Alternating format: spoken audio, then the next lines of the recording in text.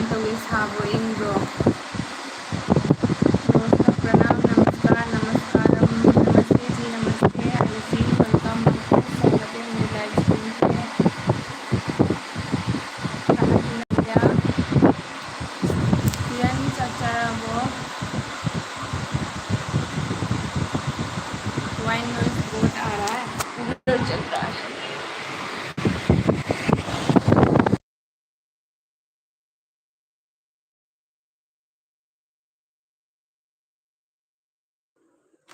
किरण के इंजन चढ़ के कूलर से सोने तो था ही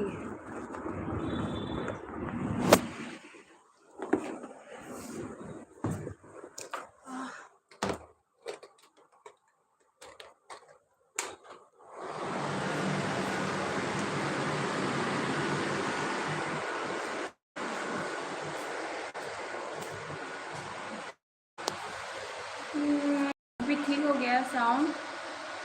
अदुगा कनानम लाए है किरण चारे है ममता उलांग सीरे मेमिता कुइरेने नंबू नुंगारिबने लाइक देन चे नुंगारिबो है नुंगारिने मेमिता नंदी कमाई तौरिगे उलांग्रने नंग मोआ पाउ अम्बो ताद्रे रोजना लाइक देन है थैंक यू रोज किरण हवाई ओइने चारे है ओ किरण ꯌꯨꯝꯗꯒ ꯊꯣꯛꯑꯣꯏꯗ꯭ꯔꯣ ꯑꯁ ꯁꯥꯕꯁꯦ ꯂꯩꯐꯝ ꯆꯥꯐꯝ ꯈꯪꯗ꯭ꯔꯦꯍꯦ ꯁꯤꯗꯗꯤ ꯇꯧꯐꯝ ꯈꯪꯗ꯭ꯔꯦ ꯑꯩꯒꯤ ꯂꯥꯏꯔꯤꯛꯁꯦ ꯑꯃꯈꯛꯇꯪ ꯂꯩ ꯃꯥꯜꯂꯦ ꯀꯩꯝꯇ ꯀꯩ ꯏꯟꯖꯥꯡ ꯆꯥꯔꯛꯀꯦ ꯀꯔꯤꯅꯣ ꯅꯪꯒꯤ ꯄꯥꯎ ꯍꯥꯏꯌꯣ ꯀꯩꯗꯧꯔꯦ ꯅꯪ ꯇꯨꯃꯤꯟꯅ ꯂꯩꯈ꯭ꯔꯦ ꯌꯥꯝ ꯀꯨꯏꯔꯦ ꯅꯪ ꯇꯨꯃꯤꯟꯅ ꯄꯣꯊꯥꯈꯤꯕ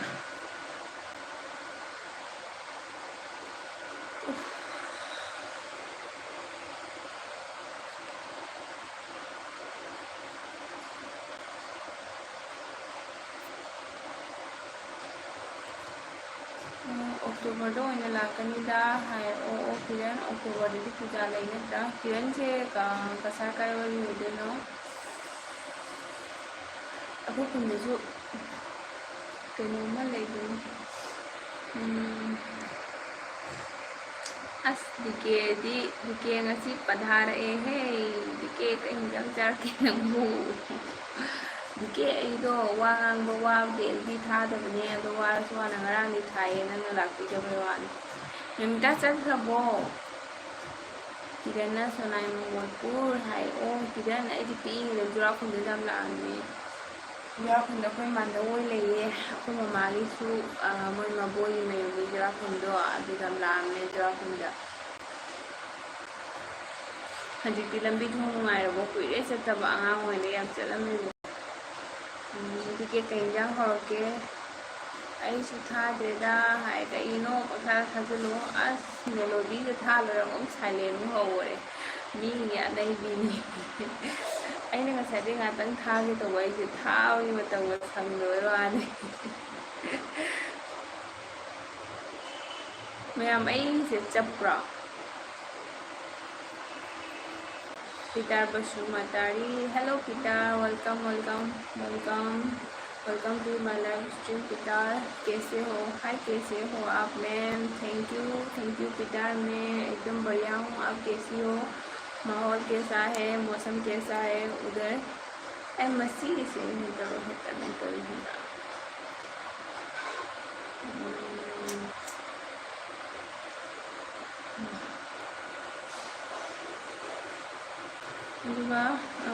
किरण लंबी फरबनी हाय ओ लंबी फरबा अखोइना चतपा मतमदो अदुगदी एंतौदा हाने लंबी दोनेबको अदुगदी बस अइना जम हे पास हारे दाई काय चंगनो अइगी नॉर्मल से दुम थमगे चप्पा दाइन तोइबको डीपी से अदुगदी अइना सेमगे तौवा अदुगा खंगी फेन अखो चतपा मतमदुगने खाना जुम गाड़ी पुरी चलीबको अदु खाना खोंगा चंगबनेबको अदैदी के मेलो थाबा हौखे लाइ पर मेलो थाना लोदरे हुई थादु साइलेंटने इबुंगो याम चप्पे कइगिलो खुसु हाय खंगेने सिगी चप्पा सिगी है चप्पा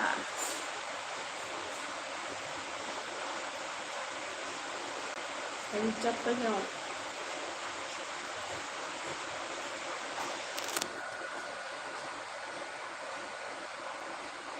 मोबाइल याद अꯩꯅ ꯉꯥꯡꯕꯗꯤ ꯇꯥꯕ꯭ꯔꯣ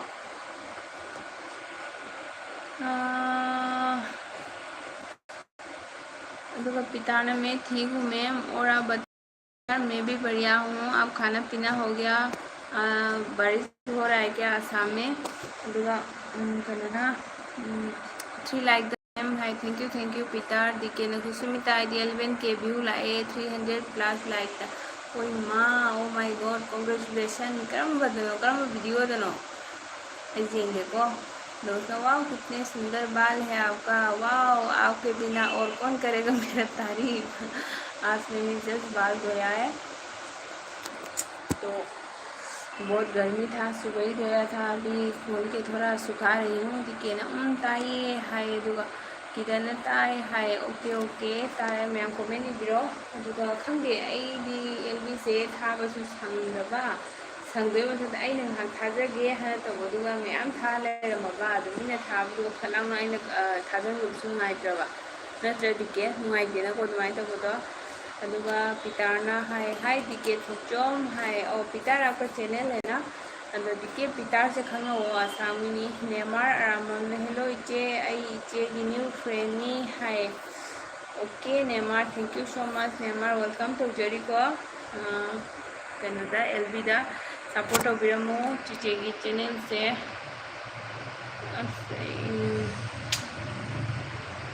सब कैसे कहेगी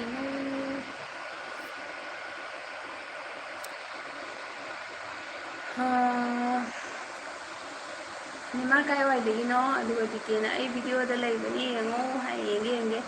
नंग करम्बा वीडियो नो दो हायरउदना अदो दिकेना हेलो पितार आप कैसे हो हाय लोसना आपके आईज आपके स्माइल मुझे तो समझ नहीं आता किसको बताते वाह क्या बात है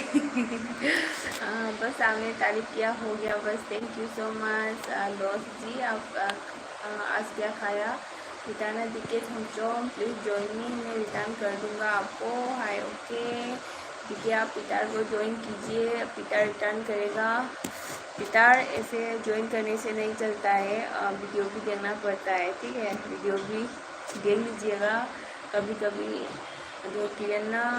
बेन थबक चलगे को हाय होय किरण थैंक यू सो मच नहाक लाखिबगी को जब नुआइजरे ngahang लाखिबगी मैम सपोर्ट तौबीदरगदि अखोय कमायना कनो तौदोइनो दुगा दिकेना जालिमा इसैदुदा हाय अच्छा नन एडिट तौइरो होय अदुमायना एडिट तौबा शॉर्ट तो मैं जेंगिबनी पिताना में ठीक हूँ आप बताओ दिके थोचोम हाय नेमाने चे कई इंसान चाबिरगे हाय नेमा अइदो नुंधांनि चिकेन थोंगेबको अदुदो अयुक्तदि खरा चारे अदुगा बारोदो अखोदी चाक अदुमदि अहुमलक चायबा अदुगा सिदि अई बारोगी चाकतो चाद्रे हाइदो अयुक्तो खक चारुदना लामद्रे हाइना नेमादि केंजंग चाके अदुगा लो लाइटन Susmita ji thank you so much लोस मैंने कितनी बार पूछा आपको आपका खाना पीना हुआ क्या खाया आपने बताया ही नहीं दिके ना एडिट तौनी अइना हाय दिके एडिट तौबा हइबे मथौनिको कइनोदा दिके आगुगिदने कया लाइबा 65K लाइबा अइ याम साउनिङेबो अइगी नेटसे ओ नेट मपु ताब्रो अइ नेटसे लोइदोरे खतङापो नेट मपुदो लाइफ जाउदे खंदे दिके नेट से लोइदरो खंदे याम सबते दुआ गिलाइलू न्यूमाई हाय हेलो न्यूमाई आप कहाँ से हो thank you so much for coming thank you welcome loss ने सुस्मिता जी आज से पहले आपकी जैसी ब्यूटी सिर्फ सपनों में देखी थी अच्छा तब तो आपने बिल्कुल सही बोला दिकेना लेरमुको खुशु अमुक लाकेको हाय कईगिनो दिके मीगा लेतबसिगा चटखिनो नेमार हवाई चाहिए हाय ओके नेमार नंग दि चैनल लेब्रो कायदेगिनो नंग मणिपुरदेरो कसादेरो नेमार से ngasi olang mo kamain tawge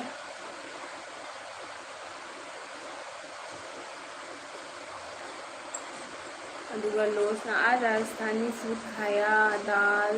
दाल बाटी चूरमा, रोज और घी है। हाँ, मैं भी जब खाती हूँ रोज और घी के साथ खाती हूँ, फिर घी अपने जलवा दिखाता है। न्यूमाइन हॉर from I am from Sekmai है। सेकमाई है यो नंग से सेकमाई होइदी नंग सोइदना मैतेरोन खंगमनी आई मैतैनी न्यूमाई आई दी कसारदगिनी अदुगा अस आई नमन सिबि लाए सुस्मिता लव लव खाना। थैंक यू नमा कहीं चार के अदुगा आप क्या आपकी मीन नया है मीन्स आपकी मीन नया है मैन मीन्स मछली जैसी आके ठीक है चलो सब लाइक डन है। थैंक यू चे थैंक यू सो मच जल्दी दिला खूबी चे कहीं जान चार के रोज़ना आप खूबसूरती पूरी परिभाषा हो सुष्मिता जी। थैंक यू रोज़। काश आप जितना तारीफ कर रही हो उतना मैं अगर खूबसूरत होती तो मैं सबसे खुशनसीब होती दुनिया का। जना सुष्मिता समझो मुंगी हाय नमा आई चरा हेले मी मैम नोई है चरा हेले चला सुष्मिता कैसी है चे चरा हेले नेवर चखबो नेमार जाम नुसिये तुम्हारे मैम सपोर्ट तौबीबदो नों मैम सपोर्ट तौबीबदो याम हराउरे अदुगा नम्मना like then hi thank you नम्मा लादी ngahang लेबिबो चे चे चे लाइसमना अंजना लव हाय चे ngahang लेबिबो मिसु जाम ले लेके अदुगा चे लाइसम से कहीं जाम चाय हाय नो अदुगा लोग हम सबसे खुशनसीब है दुनिया के जो आपकी जैसी बेटी को देख पा है। वाह लोस वो तो ज़रूर देखने को मिलेगा ना क्योंकि आपके पास आके है अच्छे लाइफ में सिर्फ हवाई चारे हाय चे नोंग ताब्रो नुसा साब्रो नमा अस एदी तो मोंगो खंगजेरा नमा निना लेबो चखबो चे तुमदगी लामना लेबसे ना वाई तबुन सबों खंगे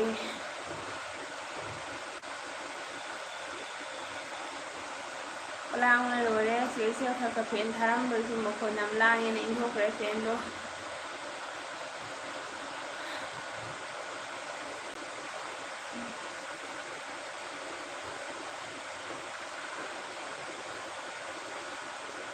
इसलिए भी मुझे जाना होगा मैं आपकी लाइव बाद में देखूँगा। ओके जी आप जाइए आपको ज़रूर कोई इम्पोर्टेंट काम आया होगा प्लीज़ आप जाइए। थैंक यू सो मच आप आए इतना टाइम दिया थैंक यू चिलाइसमसु साबना मई आइब दुमाइन तौरी हाई से लोरबनी नत्रा मफम खतम साइने हजिसे कईनो खंगदीने हाइनरगम हेंगली साबसे नत्रा अखोगी अदुम खरा हाइदरगनो खरा फै साइ हाइरगम हेंगली अदुगा नमन जना चखबो अदुगा कृष्ण दोमचा सुस्मी उदब कुरेदा नुसिबना हाय क्रिस ऐसु कुरे ना उदब नुआरिबो नंगबु थैंक यू लाफुबगी थैंक यू सो मच नोई याम लाफिने खतर सपोर्ट तौबीबो thank you. Rajkumar Khorom hi hello Rajkumar welcome तौजरी राजकुमार कहीं जम चाके अनौबनिगो राजकुमार से Rajkumar thank you so much live लाखुबगी नचे नचल सिंसे सपोर्ट तौबिरमो अदुगा चेलाई सोनती सुंगाइबो हाय ओ चे नंसु क्रिसे खंगनाब्रा अदुगा आयुजी बोल रहे thank you so much Sushmita ji we all love you a lot we all are your family yes आयुजी we all are family अदुगा नमना लाइसम नुआइबो हाय नमाय नंगासाइदे नंग कौरी गणेशम पांडे ना आप कहाँ से हो हाय गणेशम जी मैं असम से हूँ नमा सिगने मत हजी पालो ममी अखोद सिगे ममी चप मानव कौब लेबनी गणेशम पांडे नौनी मसम कपनी पाम लेबनी कृष्ण हाय नुआइए मोम लाइस्ट्रम हाय कृष्ण सिटी कहीं जंग हावपा अदुगा राजकुमार चखबो हेलो राजकुमार लेडी कमेनी लो नाटक वारी बताई सनदु मयामगा नमना क्रिस हेलो हाय अदुगा चिलाइसमना अंजना नुआई हाय कृष्ण आईडी पॉपुलर याम ओइबनी लोरे खंगराबनी ꯍꯣꯏ ꯍꯣꯏ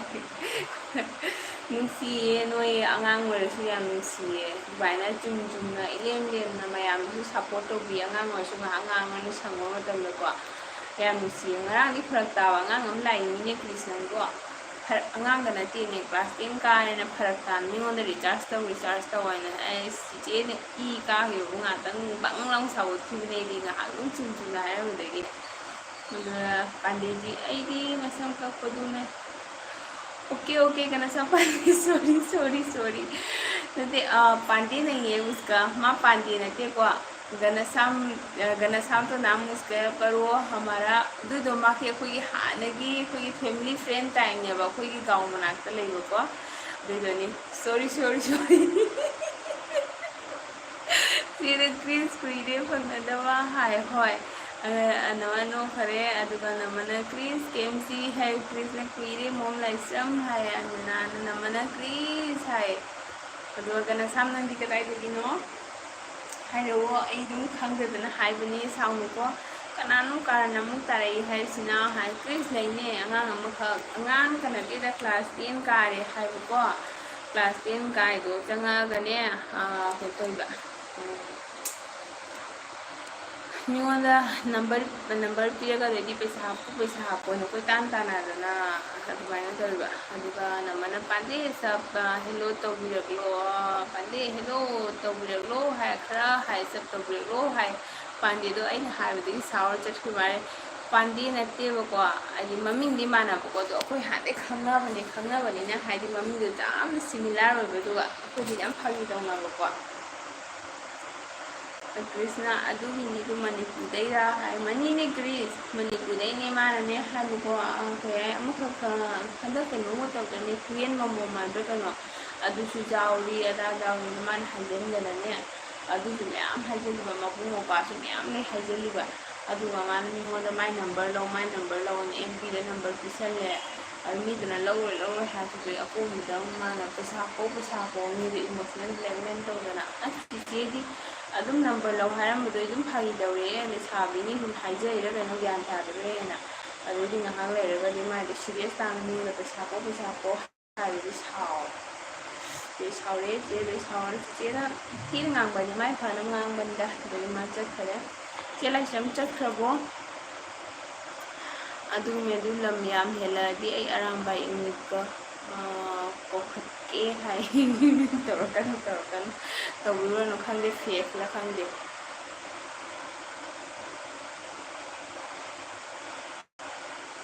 अदुगा चिलासम कमेंट हाय मैम कमेंट बिरो मिसे आतंग कनामगा हाँ ऐसे कनानो खंगनगे हाय ओके खंगनो नंसे कनानो खंगनो फते खंगनो फते नमन ड्यूटी दरो चे नुंहांगे थबक लोरबो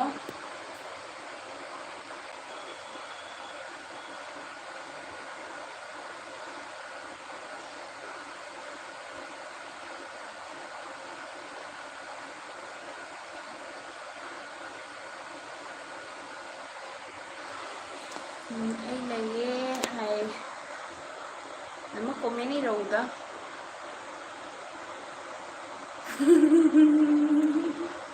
chena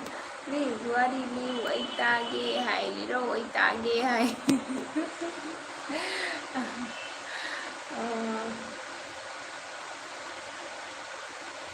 this wari really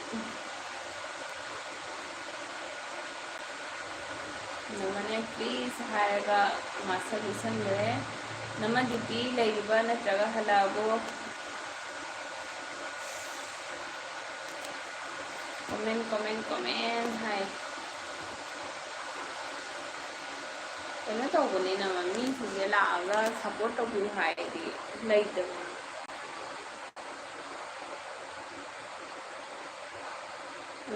comment हाय दुगा सपोर्ट ओह सुष्मिता देखो मेरे दोस्त आ गया hello sister like then hi thank you sister hello thank you so much thank you so much Sushmita खाना हो गया आपका आप कैसी हो आप कहाँ पे हो सुष्मिता? मैंने आपके वीडियो देखा है, पता नहीं मैंने कमेंट छोड़ा कि नहीं छोड़ा। आप कहीं बाहर लग रहे, कहाँ पे हो आप? जो आप ब्लू शर्ट ब्लू पैंट पहन के कहीं घूम रहे थे। अंजना मोइरांग ज्वाइन मी हाय दो evening Helena 10 like thank you so much evening thank you कई इंजाम चागे इवनिंग ओसीडी अदुगा सुष्मिता मेरे दोस्त क्या खाया आज? लंच हो गया आपका दोपहर का? अदुगा इबुंगा करी मथेल चागे हाय इबुंग आई चरा हेले अदुगा नुंगाइबो हाय होय नुंगाइरी इबुंग असुम नुंगाइरी सुम नुंगाइ हायगदा हमें लेन बतारे इबुंग आई कई मथेल चारिबा दो सुष्मिता मैं त्रिपुरा से हूँ हाय ओके ओके सुष्मिता अच्छा पता है मैं सोचा ना कहीं मतलब बाहर ऐसे रहते ऐसे लग रहा है, पता नहीं वो वाला वीडियो कौन है, स्टेशन या फिर एयरपोर्ट ऐसे ही कुछ एक वीडियो में मैंने देखा है क्या बाहर। सुष्मिता हेलो खेलें ज्वाइन मी हाय इबुंग सुष्मिता के फबनी ज्वाइन तो सलोमा त्रिपुरागिनी अदुगा नमा जना खेलें हायगा फ्रॉम दिल्ली हाय नमा सुष्मिता के साथ ज्वाइन करो। सुष्मिता भी मेरे दोस्त है। सुष्मिता ने कोलकाता गया था, हाँ वही तो मैं कहीं यहाँ फिर स्टेशन ऐसा मुझे याद आ रहा है, ऐसा ही मैंने देखा था। नमा अंजना सुष्मिता के साथ ज्वाइन कीजिए इबुंग सुष्मिता के फवन ज्वाइन तो चलो। सुष्मिता को ब्लू चाहिए क्या? मैं अगर चाहिए तो बोलो मैं देती हूँ।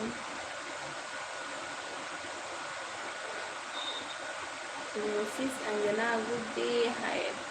आई सुमाइना सुम लेप्तना ngangbase sisino wasileyadi horene pung aniga dawrakando supritigidina pung ama makhayam dawme yawarmaga dadi aina thage hana changakpa matamsida supriti than leramneba than leramena maida paisale ngarang dahudre haina maisen changrage haina du paisallaga le maido tarutame pung ama makhay dawme adagi aina nang loiroida haido magbudi le nga ay mutolaga thaini duga खेलेना सी Sanjana good day हाय जैसमाना सुष्मी है Sushmita join करो please bell मिल जाएगा। सुष्मिता आप join करो यही अच्छा रहेगा क्योंकि ना ऐसा होता है कि आपके एलबी में अगर आ जाती तो अगर आप लोग कहीं ऐसे होने से ना वो करता है कि कोई ना ज्वाइन करना नहीं चाहते, तो ऐसे सोचते कि रिटर्न नहीं मिलेगा, तो मैं आपको ब्लू देती हूँ, आप सबके साथ ज्वाइन करो बट रिटर्न आपको सब मिल जाएगा। ओके आप चिंता मत करो, रिटर्न आप मिल जाएगा पक्का।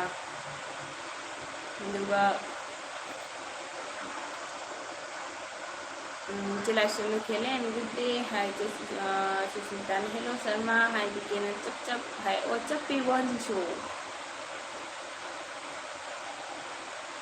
चप्पी गो नमने खेले नियम साई गो हाय दुगा दूसरे समाना सुष्मी गेम सी एला चीज़ माला ने चीज़ माला तुम साई उन्हें ओ अरे तुमने में आप पावलन पा है बा chia welcome thank you lucky लगी चे कई जंग जाके अꯩꯅ ꯁꯤ ꯌꯥꯝ ꯅꯨꯡꯉꯥꯏꯇꯕ ꯊꯧꯗꯣꯛ ꯑꯃ ꯇꯧꯈ꯭ꯔꯦꯗ ꯑꯗꯨꯒ ꯆꯦ ꯑꯩ ꯀꯩꯅꯣ ꯆꯥꯏ ꯀꯩꯅꯣ ꯆꯥꯏ ꯅꯠꯇꯦ ꯆꯥꯗꯦ ꯉꯁꯤ ꯆꯔꯥ ꯍꯦꯜꯂꯦ ꯕꯥꯔꯣ ꯆꯥꯛ ꯆꯥꯗꯦ ꯌꯥꯗ꯭ꯔꯕꯅꯤ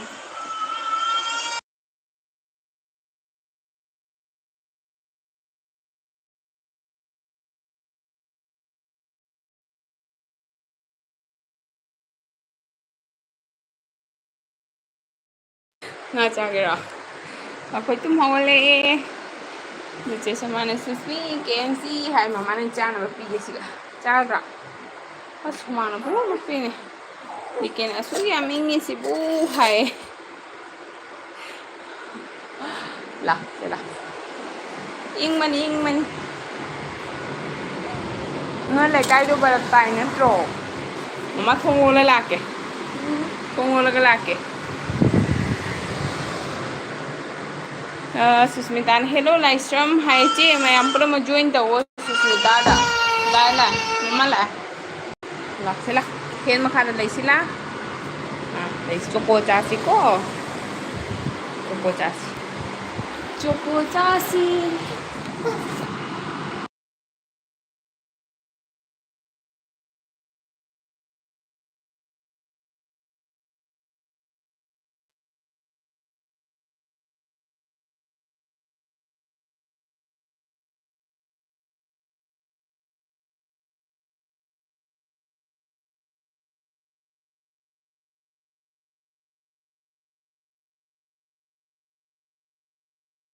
ꯑꯁ ꯇꯨꯝ ꯍꯧꯒꯠꯂꯛꯄꯒ ꯃꯊꯛ ꯆꯠꯁꯤ ꯍꯥꯏꯔꯤꯌꯦꯕꯣ ꯀꯣꯛꯀ ꯏꯁꯥ ꯁꯥꯏꯌꯦ ꯑꯉꯥꯡꯁꯤ ꯇꯨꯝ ꯍꯧꯒꯠꯂꯛꯄꯗ ꯁꯠ ꯃꯊꯛ ꯆꯠꯁꯤ ꯍꯥꯏꯔꯤꯌꯦ ꯃꯌꯥꯝ ꯀꯣꯃꯦꯟ ꯏꯕꯤꯔꯣ ꯀꯣꯃꯦꯟ ꯏꯕꯤꯔꯣ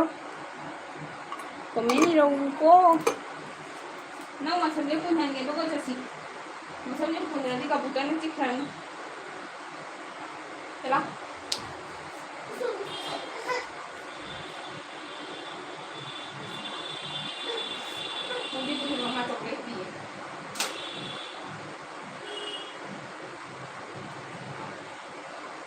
मुझे पता है ꯈꯣꯡ ꯂꯣꯏ ꯍꯥꯡꯗꯣꯔꯛꯑꯦ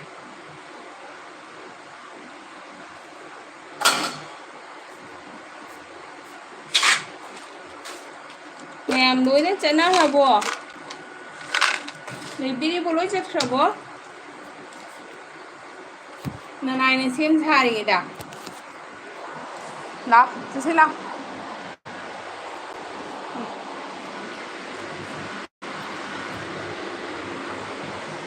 ꯂꯥꯎ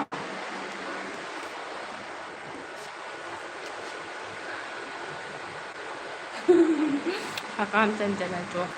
ꯆꯣꯀ꯭ꯂꯦꯠ ꯆꯥꯏꯕ ꯅꯠꯇ꯭ꯔꯥ ꯆꯠꯂꯣ ꯃꯊꯛ ꯀꯥꯔꯣ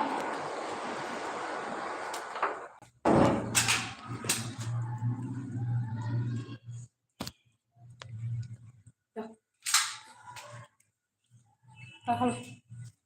ꯃꯌꯥꯝ ꯀꯣꯃꯦꯟ ꯏꯕꯤꯌꯨ ꯀꯅꯥ ꯀꯅꯥ ꯂꯩꯔꯤꯒꯦ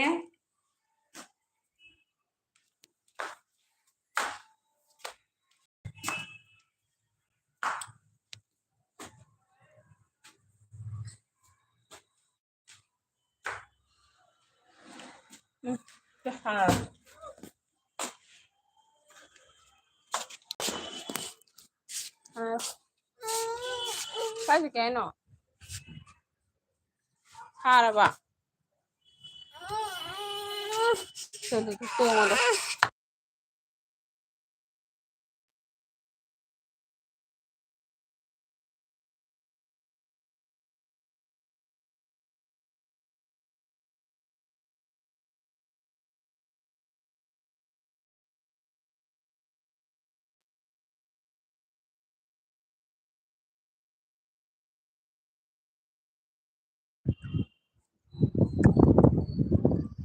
ꯀꯥꯏ ꯌꯧꯔꯒꯦ ꯑꯩꯕꯨ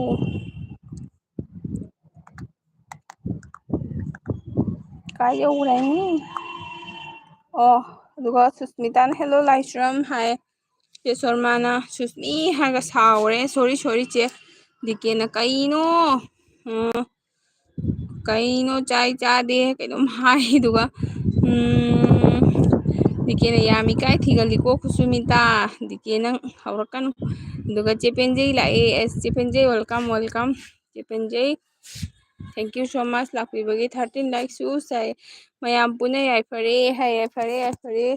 सुष्मिता हेलो जोइनी हाय सब लोग सुष्मिता के साथ कनेक्ट कीजिए नमन सुष्मिता डन हाय से शर्माना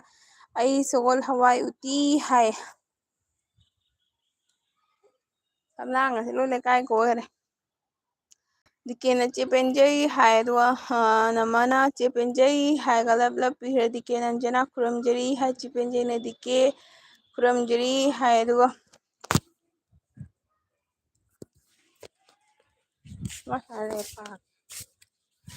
मयाम लैरिबो कना कना लैरिगे दुगा दिके हारगा खुरमजरी लब लब हायगरे नमना दिके लब लब हाय दिकेना शर्मा खुरमजरी हाय चेपेंजई Anjana love love Sushmita on hi thank you Sushmita दिकेना ऑन हाय करी ऑन लिनोने दुगा Anjana Sushmita connect done hi Sushmita ji आपको अंजना ने कनेक्ट किया है अंजना जी आप सुष्मिता के वीडियो पे कमेंट छोड़ के आइएगा जी शर्मा ने चिपेंजे लब लब है चिपेंजे ने लब लब है चिपेंजे ने शर्मा है चिपेंजे ने शर्मा लब लब है दिके ना तुम मुगी वारे अस तो यो चो चो चो तुम रो चो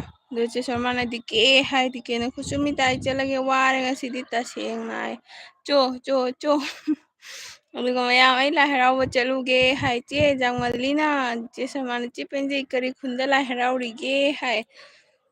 ꯈꯪꯗꯦꯅꯦ ꯀꯔꯤ ꯈꯨꯟꯗ ꯍꯔꯥꯎꯔꯤꯕ ꯑꯗꯨꯒ ꯅꯃꯅꯁꯨ ꯑꯩꯅ ꯀꯥꯅꯦꯛ ꯇꯧꯈ꯭ꯔꯦ ꯁꯨꯁꯃꯤꯇꯥꯗꯣ ꯃꯥꯗꯤ ꯆꯠꯈ꯭ꯔ ꯃꯥꯜꯂꯦ ꯅꯪ ꯀꯣꯃꯦꯟ ꯊꯝꯃꯨ ꯍꯜꯂꯛꯀꯅꯤꯀꯣ ꯑꯟꯖꯅꯥꯅ ꯁꯔꯃ ꯍꯥꯏꯔꯒ ꯂꯞ ꯍꯥꯏ ꯁꯤꯅ ꯂꯣꯏꯔꯕꯣ ꯆꯠꯈ꯭ꯔꯕꯣ ꯃꯌꯥꯝ ꯍꯣꯏ ꯁꯨꯃꯥꯏꯅ ꯇꯧꯋꯦ ꯂꯥꯏꯐꯁꯦ ꯃꯔꯛ ꯃꯔꯛꯇꯁꯨ ꯑꯗꯨꯝ ꯃꯄꯨꯡ ꯐꯥꯕ ꯌꯥꯎꯋꯦ ꯑꯌꯥꯝꯕꯅ ꯂꯥꯏꯐ ꯃꯄꯨꯡ ꯐꯥꯕ ꯉꯝꯗꯦ ꯁꯨꯃꯥꯏꯅ ꯑꯩꯒꯤ ꯂꯥꯏꯐꯁꯦ ꯈꯔ ꯃꯄꯨꯡ ꯐꯥꯕ ꯋꯥꯏꯑꯦ ꯑꯗꯩ ꯁꯨꯃꯥꯏꯅ ꯑꯟꯖꯅꯥ ꯍꯥꯏꯔꯒ ꯅꯨꯡꯁꯤꯅ ꯀꯧꯈ꯭ꯔꯦ ꯗꯤꯀꯦꯅ ꯀꯣꯏꯇꯥꯟꯒ ꯇꯥꯜꯂꯦ ꯅꯪꯅ ꯀꯣꯏꯆꯦꯟ ꯆꯦꯟꯒꯦ ꯇꯧꯋꯤꯗꯨꯗꯤ ꯆꯠꯂꯒꯦ ꯆꯠꯂꯒꯦ ꯆꯠꯂꯒꯦ ꯀꯣꯏꯇꯥꯟ ꯇꯥꯜꯂꯦ ꯑꯗꯨꯗꯤ ꯆꯠꯂꯣ ꯇꯨꯝꯃꯨꯔꯣ जाने वाला जाओ आने वाला आओ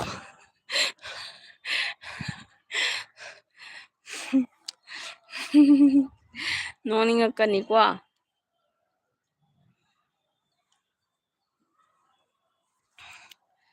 ꯆꯠꯂꯒꯦ ꯍꯥꯏꯔꯁꯨ ꯑꯩ ꯅꯣꯡꯃꯇ ꯆꯠꯈꯤꯕ꯭ꯔꯥ ꯑꯣ ꯅꯪꯁꯦ ꯑꯩꯉꯣꯟꯗ ꯀꯣꯏꯇꯥꯟ ꯇꯥꯟꯅ ꯁꯥꯟꯅꯔꯤꯕꯣꯂꯦ ꯑꯩꯁꯨ ꯅꯍꯥꯟ ꯂꯩꯕꯤꯔꯤꯗꯣ ꯈꯪꯉꯨ ꯅꯪꯒꯤꯗ ꯂꯥꯛꯄꯗ ꯗꯤꯀꯦ ꯀꯨꯂꯤ ꯂꯩꯇ꯭ꯔꯗꯤ ꯁꯣꯔꯒ ꯇꯠꯇꯣꯏ ꯇꯧꯏꯌꯦ ꯋꯥ ꯉꯥꯡꯅꯤꯡꯗꯦ ꯅꯃ ꯆꯠꯈ꯭ꯔꯕꯣ ꯆꯦ ꯁꯔꯃ ꯋꯥꯔꯤ ꯂꯤꯔꯣ ꯆꯦ ꯁꯔꯃ ꯀꯔꯤ ꯀꯔꯤ ꯍꯤꯟꯖꯥꯡ ꯊꯣꯛꯀꯦ ꯑꯩꯈꯣꯏ ꯃꯩꯇꯩꯅ ꯆꯥꯅꯕꯗꯣꯏꯗꯨꯒ ꯑꯁ ꯗꯤꯀꯦ ꯌꯥꯝ ꯋꯥꯔꯧꯕ꯭ꯔꯣ ꯍꯣꯔꯦ ꯀꯔꯤ ꯀꯌꯥꯝ ꯀꯨꯏꯅ ꯂꯩꯕꯤꯗꯅ ꯄꯨꯡ ꯑꯃ 1 hour 60 minutes ꯂꯩꯔꯝꯃꯤ ꯑꯗꯨꯒꯤꯗꯅ ꯑꯩꯒꯤꯗ ꯃꯊꯣꯏ ꯍꯥꯞꯄꯒ ꯄꯨꯡ 2 ꯂꯩꯒꯗꯕꯅꯤ ꯃꯤꯅꯤꯠ ꯆꯥꯝ ꯀꯨꯟ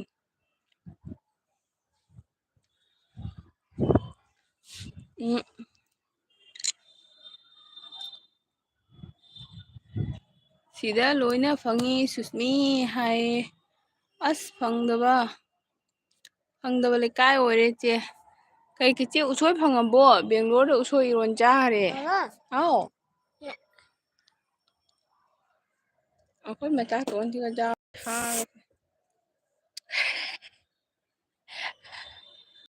ꯌꯦꯡꯅꯤꯡꯗꯦ ꯍꯥꯏꯃ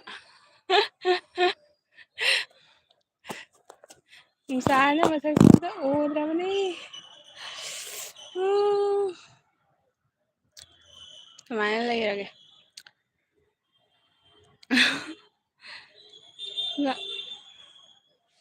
ꯗꯤꯀꯦꯅ ꯍꯥꯏ ꯃꯆꯥ ꯍꯥꯏ ꯃꯆꯥꯇꯣꯟꯅꯤ ꯍꯧꯖꯤꯛ ꯇꯧꯕ ꯂꯩꯅꯦ ꯃꯥ ꯀꯔꯤꯝ ꯆꯥꯔꯣꯏꯒꯣ ꯀꯥꯏꯗ ꯗꯗꯥ ꯗꯗꯥ ꯁꯥꯟꯅꯕ ꯆꯠꯈ꯭ꯔꯦ ꯃꯈꯥꯗ ꯗꯗꯥ ꯑꯗꯨ ꯑꯟꯇꯤ ꯑꯪꯀꯜ ꯂꯣꯏ ꯀꯧꯔꯦ ꯅꯪꯉꯣꯟꯗ ꯂꯞ ꯍꯥꯏꯅ ꯊꯤꯡꯖꯤꯟꯒꯤꯅ ꯇꯣꯛꯀꯅꯤꯀꯣ ꯑꯩꯁꯨ ꯄꯝꯃꯒ ꯊꯥꯔꯗꯅ ꯍꯥꯎ ꯅꯪ ꯊꯣꯛꯂꯛꯏꯔ ꯃꯆꯥ ꯃꯃꯥꯗ ꯑꯝ ꯄꯨꯁꯤꯜꯂꯨ ꯐꯨꯕꯤꯔꯣꯏꯌꯦ ꯑꯒꯧ ꯑꯍꯣꯏ ꯗꯗꯥ ꯃꯈꯥꯗ ꯁꯥꯟꯅꯕ ꯆꯠꯈ꯭ꯔꯦ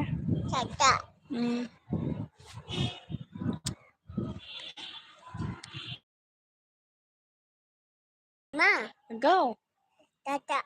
ꯗꯗꯥꯅ ꯁꯤ ꯃꯃꯥꯒꯤ ꯆꯄꯜꯁꯦ ꯇꯣꯡꯉ ꯁꯥꯟꯅꯧꯔꯣ ꯗꯗꯥ ꯂꯩꯕ꯭ꯔꯥ ꯌꯦꯡꯉꯨ ꯃꯃꯥ ꯂꯥꯛꯀꯦ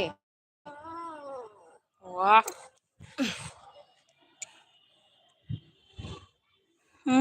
ꯄꯨꯡꯈꯥꯏ ꯐꯥꯎꯕ ꯂꯩꯇ꯭ꯔꯕ ꯃꯥꯅ ꯄꯨꯡ 1 ꯂꯩ ꯀꯥꯏꯅ ꯑꯣꯏꯃꯥ ꯍꯦ ꯑꯩ ꯋꯥꯁꯛꯄꯒ ꯄꯤꯗꯦ ꯍꯥꯏꯃꯤ ꯅꯪꯕꯨ ꯋꯥꯁꯛꯀꯦ ꯑꯝꯇ ꯉꯥꯏꯈꯣ ꯋꯥꯁꯛꯀꯅꯨ ꯍꯥꯏꯔꯣ ꯑꯁꯤꯃꯨꯛꯀꯤ ꯂꯩꯌꯦ ꯗꯤꯀꯦ ꯅꯍꯥꯟ ꯅꯪꯒꯤꯗ ꯂꯩꯔꯝꯃꯤꯗꯣ ꯄꯨꯡ 1 ꯐꯥꯔꯝꯒꯅꯤꯌꯦ ꯑꯗꯨꯃꯥꯏꯅꯒ ꯍꯥꯏꯒꯅꯨ ꯑꯩꯁꯦ ꯌꯥꯝ ꯆꯞꯄ꯭ꯔꯥꯕ ꯄꯩꯁꯥ ꯌꯥꯎꯗ ꯆꯠꯄꯤꯔ ꯍꯥꯏꯕ ꯄꯩꯁꯥ ꯍꯥꯞꯄꯤꯕ ꯃꯤꯗꯨꯁꯨ ꯑꯦꯜꯕꯤꯗꯒ ꯂꯥꯛꯇ ꯃꯥꯜꯂꯦꯕ ꯉꯁꯤꯗꯤ ꯅꯃ ꯀꯦꯝꯁꯤ ꯇꯧꯗꯦ ꯑꯒꯧ ꯀꯩꯅꯣ ꯕꯥꯔꯠ ꯄꯥꯏꯕ ꯕꯥꯔꯠ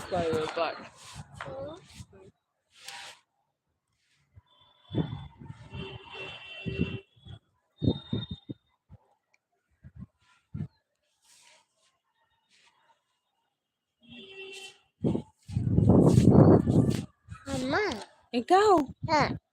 ꯌꯥꯔꯦ ꯄꯨꯡ 1ꯈꯛ ꯊꯥꯔꯤꯕ ꯑꯩꯕꯨ ꯄꯨꯡ ꯀꯌꯥ ꯂꯥꯏꯚ ꯊꯥꯕ ꯃꯥꯜꯂꯨꯔꯒꯦ आई चरा हेनबे चाक यम लामे मी खनाबे तल्ले Mama, आओ Tata. दादाना इसिंग चाइबको अस अखोइगिदि पुरा नेने लाए 14 लाइक पुरगा थैंक यू सो मच नेने आई गाओ Tata. होइने दादा ngata nusa se phawisen du dada jingsi Huh? dada jingsi aba Susmita nungai bo Mama. hai Mama. nene nungsa loi nungai ba Mama. khangde ai gaw khang nyai mi Susmi Mama. nangi video Mama. tho wa na yengu Mama.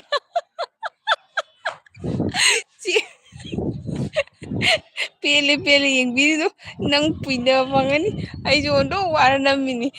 pak da chapada nambi wa ya da na mata ni sana adu phamba ya de ना ओ बत्र तौनरदी अदुमाइन तौना हाँ नमस्ते पानी देने आयो अच्छा क्या हाँ बत्र तौनरदी अदुमाइन तौनरबोय रे आई हाँ नेने ने सुस्मिता केमसी हाय नेने आई चक चाद्रे अदुगा दिके फागी तौबनेबा लोइसल्लोबा कोची कोलनोबा हाओ Tata. ना भैया भैया विकी भैया Tata. हाँ विकी ये बोल रहे हैं ये इसके भाई भी है कभी सुबह भी शाम को भी देते हैं इसमें पानी हैंथोई हाँ तो इधर आगे पानी दे देते हैं वो अपने आप अदुगा निने सुस्मिता कदाई चली मो हाय निने काय चते मथता काराइनी आई गाओ दुगा अमिला सिंगने हेलो एल्बर्ट है अया अमिला से कनानो एल्बर्ट खंगजे आई एल्बर्ट खंगो आई आई गाओ एल्बर्ट से ngoंदा वा खंगांग पिदरे अमिला ए अमिला से चे सना नत्रने ओ चे नुगारिबने आई गाओ आंटी लाइने Tata. नुगारिबने चे नंगवा Mama. ओइ बा सिरेबी Mama. आई गाओ ngay khôi aduga Mama. ay gaw Tata. aduga SSR family hi Susmita how are you good evening 14 like that thank you sister thank you welcome to my live stream thank you so much ay gaw live ko pung chai chai Mama. ay gaw Tata. hoi hoi dada na hay di ba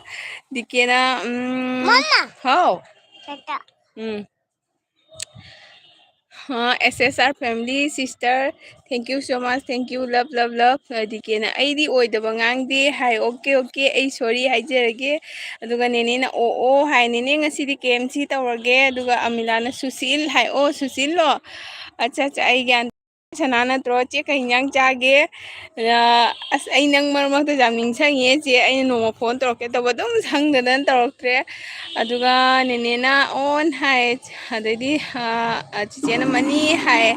चे नुसी लाक्पिबगी नेने ना on हाय नेने कई मथेल चाके चे समाना Susmi call लाई receive तौखिगे को हाय होय होय चे नेने ना ऑन हाय अदुगा चेसना नुंगाइरी हाय ओ चे चे तैदी नंगिदो लोइसलबो संकाबा लोरबो नेने ना ऑन हाय अदुगा अखोगी इचे पारी मोलाय माथोय हाय थैंक यू चे वेलकम तौजरी खंगदे मीगिदि अंगांग पम्बा यादे का हायबनि अंगांग उठबा अैगिदि थागलकपदा अहोइना हौगलाबनिना मथक चके आए अचापो चाव काई जादे मथक चके दो नुसाजिगा लाए अदुगा इचे का हिंजांग चाके इचे सोनिया दी thank you so much ma'am लाक्तना सपोर्ट तौबिबगी नेने ना ऑन हाय नेने अदुगा दिकेना फरे फरे ऐदी तुमिन लेजखरगी हाय दिके लेगनु कमेंट इरौको कमेंट लेते नंग तुमिन लेबो जादे तो असिगा खनारोय सावगनु नंगी एलवी दे लागा खनादोइनी हरिबो हाय अदुगा चे सोनियाना कप्पा अदुगा नुंगाइतबा उबा यादे हाय ओ अच्छा कप्पा का उबा यादे खंगे मा कप्पुदी कप्ते नोइने उठकनु उठबा यादे हाय दुगा अदुम नते मा नुंसा साबे हवलाइनी दु चे उरबो चे सना मचा तोंजे खान एल्बर्ट है कौए इचे पारी नती पूरा हरगा लब लब प्रे दुगो ओंधनी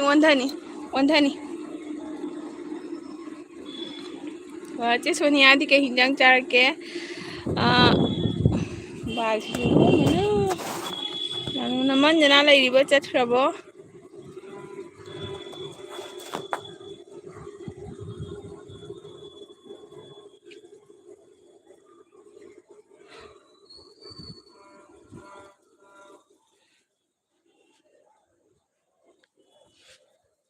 Comoꯆꯠꯇꯣꯏ?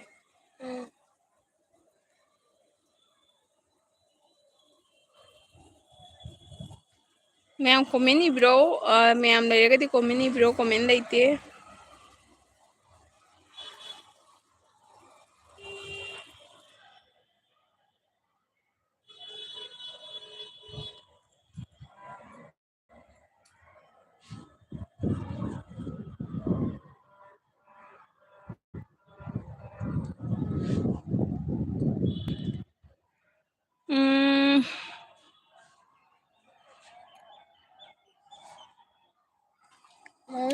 ꯆꯦꯄꯥꯔꯤꯅ ꯑꯔꯄꯅꯥꯗꯣ ꯔꯤꯄ꯭ꯂꯥꯏ ꯄꯤꯒꯦ ꯇꯧꯕ ꯇ꯭ꯔꯤꯄꯨꯔꯥꯒꯤ ꯅꯨꯄꯤ ꯂꯨꯞ ꯑꯃꯗꯤ ꯇ꯭ꯔꯤꯄꯨꯔꯥꯒꯤ ꯑꯣꯖꯥ ꯈꯔꯅ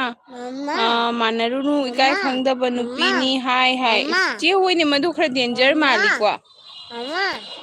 ꯈꯪꯗꯦꯅꯦ ꯅꯦꯅꯦ ꯍꯣꯏ ꯃꯅꯥꯛꯀꯤ ꯑꯣꯏꯗꯣꯏꯔꯥ ꯑꯩꯒꯥꯎ ꯗꯗꯥ ꯂꯩꯇꯦꯅꯦ ꯗꯗꯥ ꯇꯨꯏꯁꯟ ꯆꯠꯇꯦ ꯗꯗꯥ ꯃꯈꯥꯗ ꯁꯥꯟꯅꯔꯤꯅꯦ ꯍꯣꯏ ꯆꯦ ꯑꯩꯁꯨ ꯌꯦꯡꯉꯦ ꯌꯥꯝꯅ ꯍꯥꯏꯗꯤ ꯈꯔ ꯀꯩꯅꯣ ꯇꯧꯕ ꯃꯥꯜꯂꯤ ꯑꯩꯒꯥꯎ ꯃꯈꯣꯡ ꯆꯠꯂꯒꯦꯔꯣ ꯑꯗꯨꯒ ꯅꯦꯅꯦꯅ ꯍꯣꯏ ꯍꯦꯜꯂꯣ ꯄꯥꯔꯤ ꯏꯃꯣꯝ ꯍꯥꯏ ꯑꯗꯨꯒ ꯅꯦꯅꯦ ꯍꯣꯏꯒꯤ ꯃꯅꯥꯛꯀꯤ ꯑꯣꯏꯗꯣꯏꯔꯣ ꯅꯦꯅꯦ ꯂꯥꯞꯅꯕ꯭ꯔꯥ ꯆꯦꯄꯥꯏꯅ ꯇ꯭ꯔꯤꯄꯨꯔꯥ ꯃꯩꯇꯩ ꯂꯥꯏꯞ ꯏꯁꯇꯥꯏꯜ ꯈꯨꯔꯨꯝꯖꯔꯤ ꯍꯥꯏꯈ꯭ꯔꯦ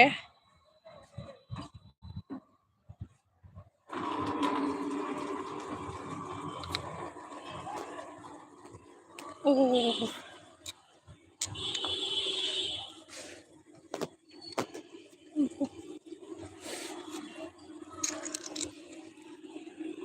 ꯑꯩꯈꯣꯏ ꯍꯣꯖꯥꯏ ꯅꯠꯇ꯭ꯔꯒ ꯃꯅꯤꯄꯨꯔꯗ ꯑꯣꯏꯔꯝꯃꯗꯤ ꯃꯔꯨ ꯀꯣꯛꯂꯗꯕꯅꯤ ꯍꯥꯏ ꯃꯅꯤꯅꯦ ꯏꯆꯦ ꯆꯨꯝꯃꯤ ꯍꯥꯏꯗꯤ ꯑꯗꯨꯝ ꯃꯥꯏ ꯃꯥꯏꯒꯤ ꯀꯩꯅꯣ ꯇꯧꯅꯕꯗꯤ ꯇꯧꯅꯕꯅꯤꯀꯣ ꯃꯤꯒꯤ ꯌꯥꯝꯅ ꯀꯥ ꯍꯦꯟꯅ ꯑꯗꯨꯒꯨꯝꯕ ꯀꯩꯅꯣ ꯇꯧꯕ ꯁꯣꯛꯄ ꯋꯥꯗꯤ ꯉꯥꯡꯕ ꯐꯠꯇꯦꯕꯀꯣ ꯑꯗꯨꯁꯨ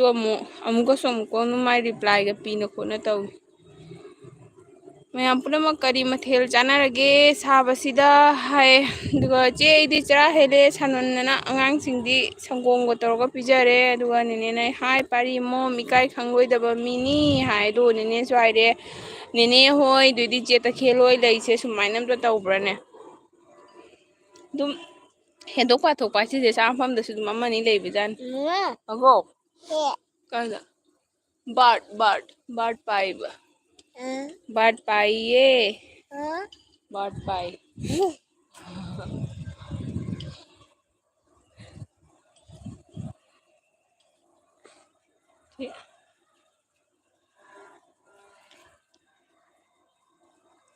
ꯖꯨꯁ ꯅꯠꯇ꯭ꯔꯗꯤ ꯎꯄꯥꯏ ꯂꯩꯇꯦ ꯍꯥꯏ ꯍꯣꯏ ꯆꯦ ꯖꯨꯁ ꯊꯛꯑꯣ ꯃꯍꯤ ꯃꯅꯥꯏꯒꯨꯝꯕ ꯍꯧꯖꯤꯛꯇꯤ ꯐ꯭ꯔꯨꯠꯀꯨꯝꯕꯁꯦ ꯌꯥꯝ ꯆꯥꯎ ꯐ꯭ꯔꯨꯠꯀꯨꯝꯕ ꯆꯥꯔꯒ ꯑꯗꯨꯝ ꯆꯠꯐꯝ ꯂꯩꯅꯕ ꯑꯗꯨꯃꯥꯏꯅ ꯂꯩ ꯇꯥꯕ ꯃꯇꯝ ꯂꯦꯟ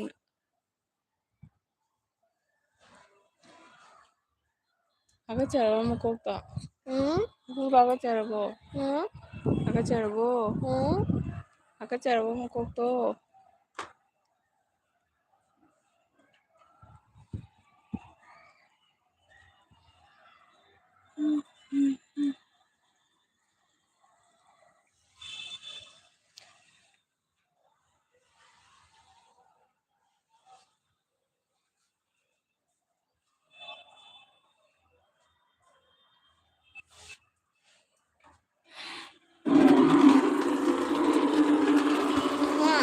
ꯑꯧ ꯍꯣꯏ ꯑꯩ ꯂꯥꯏ ꯗꯨꯛ ꯊꯥꯅꯕ ꯊꯧꯔꯥꯡ ꯇꯧꯒꯦꯀꯣ ꯃꯌꯥꯝ ꯄꯨꯝꯅꯃꯛ ꯍꯥꯏ ꯍꯣꯏ ꯍꯣꯏ ꯆꯦ ꯇꯧꯕꯤꯔꯣ ꯂꯣꯏꯔꯒ ꯑꯃꯨꯛ ꯂꯩꯔꯒꯗꯤ ꯑꯗꯨꯝ ꯆꯪꯕꯤꯔꯛꯎ ꯑꯗꯨꯒ ꯆꯦꯅ ꯇ꯭ꯔꯤꯄꯨꯔꯥ ꯂꯞ ꯍꯥꯏ ꯅꯦꯅꯦ ꯂꯩꯔꯤꯕꯣ ꯃꯌꯥꯝ ꯂꯩꯔꯗꯤ ꯀꯣꯃꯦꯟ ꯇꯧꯕꯤꯔꯛꯑꯣ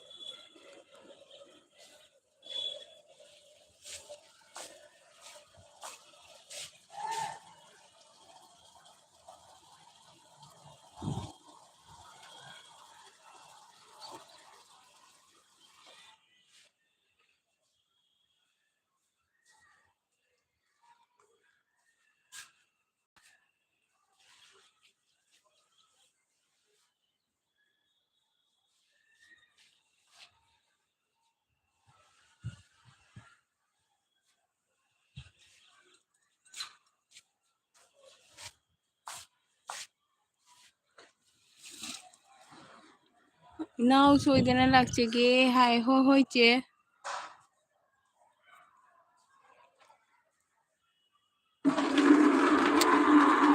नेनेना पारी मोंगी वाखलोनबु थागतचरी हाय नेने जम साब्रो दुगदी कमायना तौगे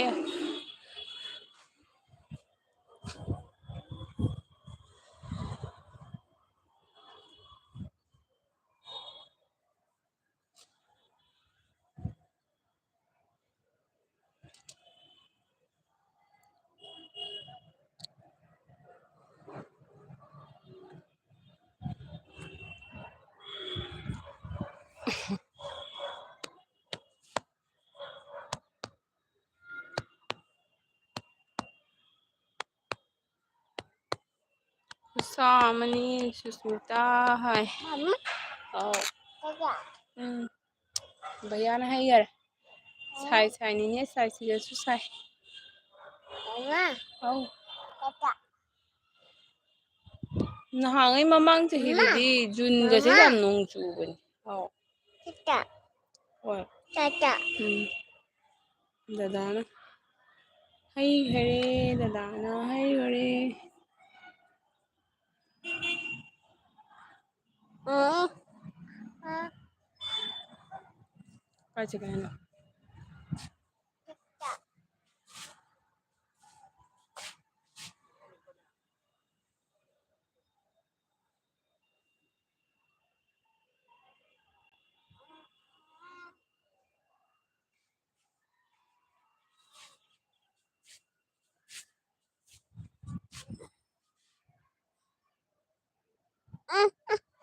ताइबा Tata.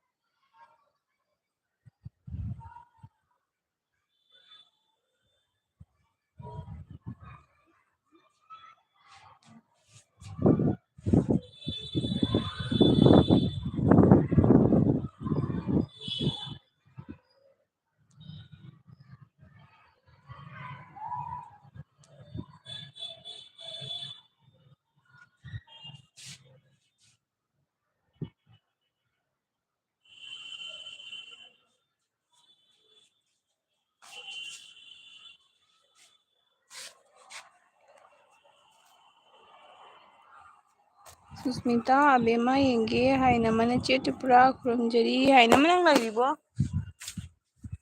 मी लेटरदी कथा चोबन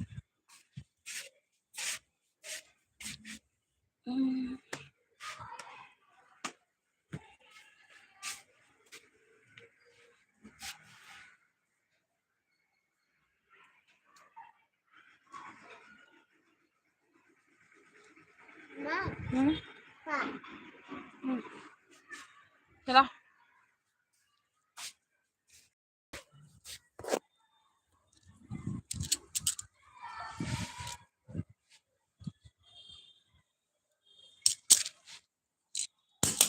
Hmm.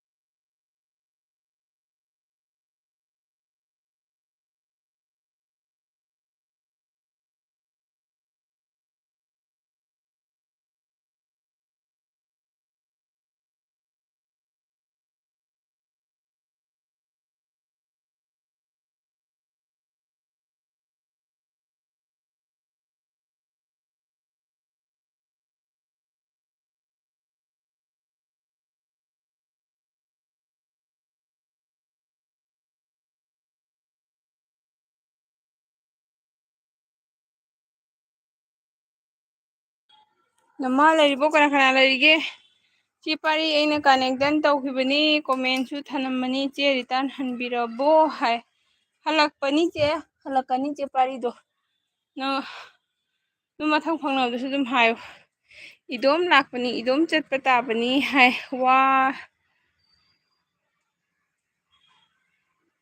ꯋꯥ ꯂꯣꯟꯕꯤꯔꯛꯑꯣ ꯆꯦ ꯍꯥꯏꯌꯦ ꯊꯣꯏꯕ ꯂꯩꯔꯤꯕꯣ ꯅꯆꯦ ꯂꯩꯔꯤꯕꯣ ꯀꯅꯥꯅꯣ ꯂꯩꯔꯤꯁꯦ ꯑꯃꯈꯛ ꯂꯩꯔꯤꯁꯦ ꯀꯅꯥꯅꯣ ꯀꯣꯃꯦꯟ ꯇꯧꯔꯣ ꯀꯩꯅꯣ ꯅꯪ ꯑꯗꯨ ꯄꯥꯏꯔꯛꯀꯅꯣ ꯄꯥꯏꯔꯛꯏ ꯀꯩꯒꯤ ꯍꯩꯒꯣ ꯁꯦ ꯂꯧꯁꯟꯈ꯭ꯔꯁꯤ ꯑꯩꯈꯣꯏꯅꯦ ꯂꯧꯁꯟꯈ꯭ꯔꯁꯤ ꯑꯧ ꯐꯤ ꯂꯧꯁꯟꯒꯦ ꯂꯩꯌꯨ ꯑꯗꯨꯒ ꯆꯠꯈꯤꯅꯨꯀꯣ ꯑꯩꯗꯤ ꯐꯤ ꯆꯟꯗꯥꯅꯤꯗꯨꯗꯣ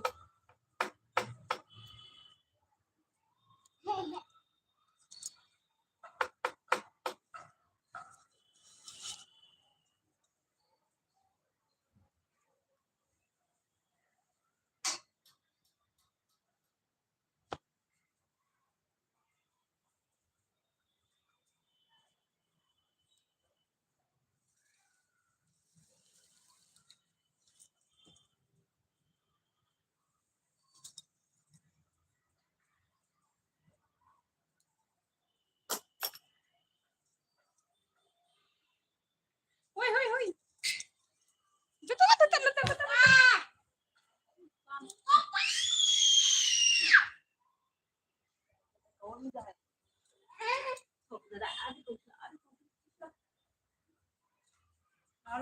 ꯑꯗꯨꯒ ꯀꯥꯔꯅꯨ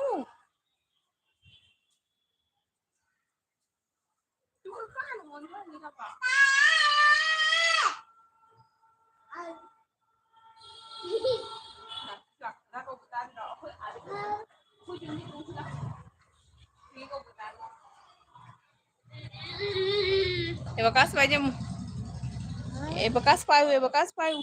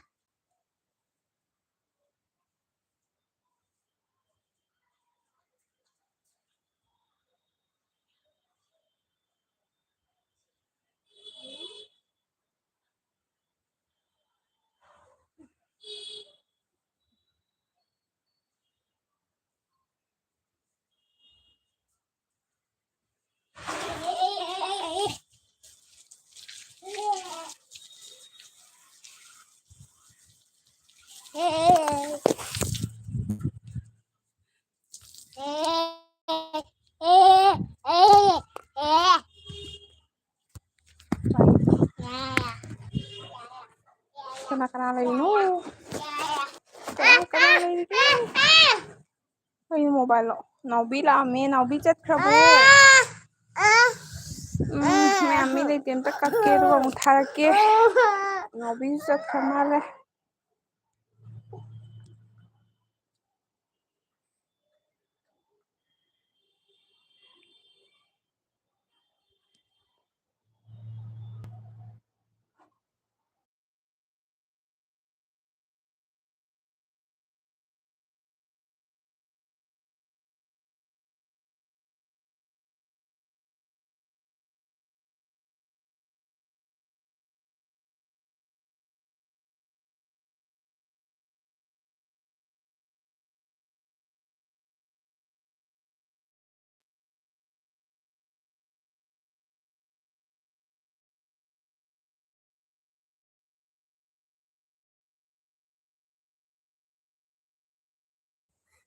Chei cha ta ri.